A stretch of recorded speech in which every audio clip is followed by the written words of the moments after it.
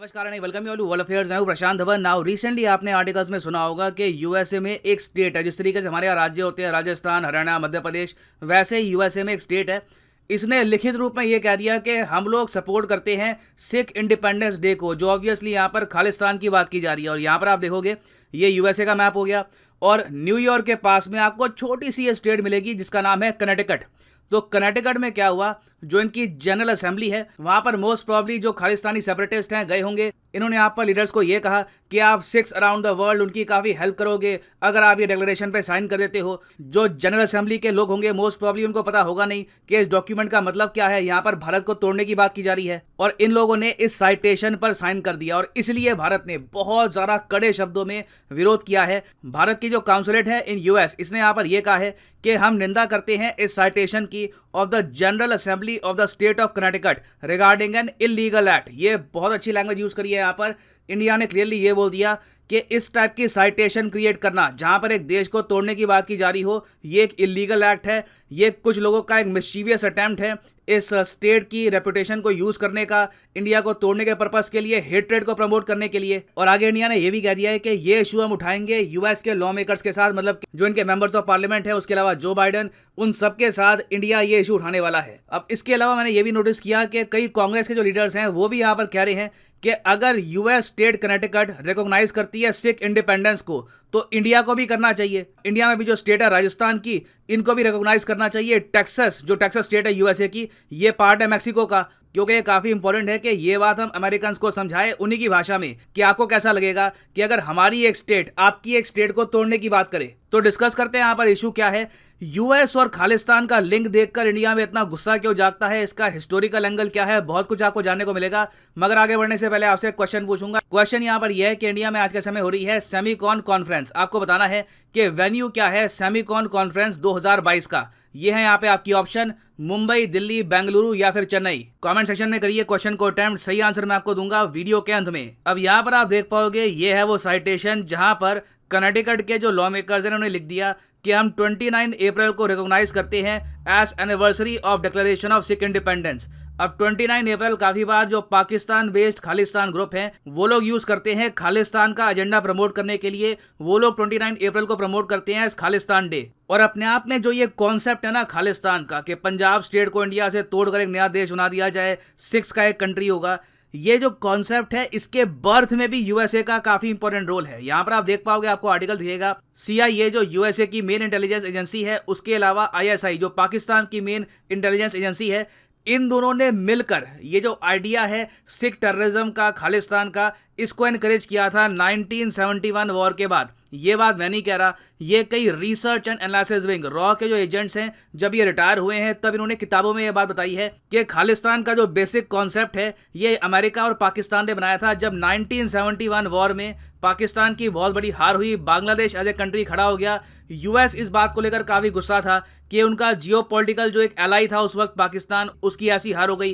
पाकिस्तान तो ऑफकोर्स काफी हद तक इस बात को लेकर गुस्सा था ही कि कहां ये कश्मीर को तोड़ने की बात करते थे, मगर इनका खुद का एक पार्ट अलग हो गया। तो 1971 के बाद से पाकिस्तान की सरकार ने जो ये खालिस्तान का आइडिया है इसको प्रमोट करना स्टार्ट कर दिया और ये पाकिस्तान का रिवेंज था, ये इनका आप कह लीजिए बदले का प्लान था। यहाँ पर आप देख पाओगे इस पर एक किताब भी लिखी गई है, ब्लड फॉर ब्लड, जिसमें बताया गया है कि जुल्फिकार अली भुट्टो जो पाकिस्तान के पीएम थे एक टाइम पर, इन्होंने एक रिवेंज प्लान बनाया था फॉर द 1971 वॉर और इसके अंडर पाकिस्तान क्रिएट करेगा खालिस्तान को। और ब्लड फॉर ब्लड एक बहुत अच्छी किताब है टेरी मिलवास्की की। अगर आप समझना चाहते हैं खालिस्तान के इशू को, कि खालिस्तान का इशू सामने आया कैसे, किस तरीके से पंजाब में टेररिज्म को बढ़ाया गया, और टेरी बाय द वे कनाडा के ऑथर हैं, इन्होंने अपनी किताब में यही बताया था कि इनिशियली क्या था कि पाकिस्तान ने ये आइडिया निकाला कि खालिस्तान बनाते हैं। बाद में इन्होंने यूएसए से भी ये बात शेयर करी कि क्यों ना हम एक पाकिस्तान इंडिया के बीच में बफर स्टेट क्रिएट कर दें। इनका आइडिया ये था कि पंजाब स्टेट इंडिया पाकिस्तान के बीच में एक बफर स्टेट बन जाएगी और कल को मान लीजिए अगर इंडिया पे छोटी गुरिल्ला वॉरफेयर करनी है या फिर स्मॉल स्केल अटैक करना है तो वो अटैक पाकिस्तान डायरेक्टली नहीं करेगा, ये पंजाब से करवाया करेगा ना। भुट्टो के प्लान काफ़ी बड़े थे, यूएस ने भी हेल्प करी, मगर Khalistan as you can see एक फेल्ड आइडिया आज के समय। जो मेजॉरिटी ऑफ सिख्स हैं, चाहे अब्रॉड हो चाहे इंडिया में हो, ये एक यूनिफाइड इंडिया पसंद करते हैं, ये कनेक्टेड फील करते हैं इंडिया के लोगों से। मगर प्रॉब्लम यह है कि 1970s में जब इनिशियली यूएसए ने सपोर्ट करना स्टार्ट कर दिया था खालिस्तान के आइडिया को, तब इनके यहाँ बहुत सारे ग्रुप्स बनाए गए जो आज भी ऑपरेट कर रहे हैं, जो कंप्लीटली खत्म नहीं हुए। यहाँ पर आप देख पाओगे ह्यूडसन इंस्टीट्यूट की रिपोर्ट आई थी आज से कुछ महीने पहले। इन्होंने यहाँ पर यह कहा था कि activities of north America based Khalistan groups must be proved.